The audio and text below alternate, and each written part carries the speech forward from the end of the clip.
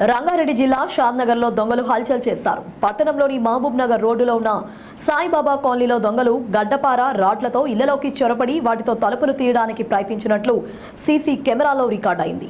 తాళాలు వేసి ఉన్న ఇళ్లను మాత్రమే టార్గెట్గా చేసుకునే దొంగలు ఇక్కడ మాత్రం ఇళ్లలో మనుషులు ఉన్న బయట నుండి తలుపులు తీయడానికి ప్రయత్నించడం, లోపల నుండి అరవడంతో అక్కడి నుండి వేరే ఇంటికి వెళ్లడంతో భయాందోళనకు గురవుతున్నారు కాలనీ వాసులు.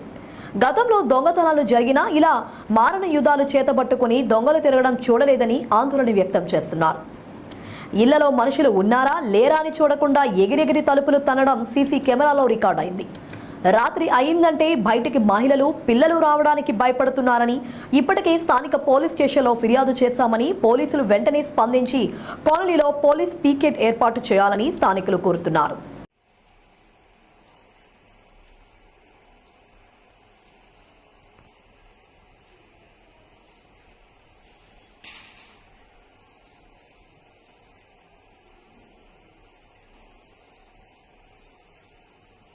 కిచెన్కి వెళ్ళి కూడా డోర్లోకి వచ్చి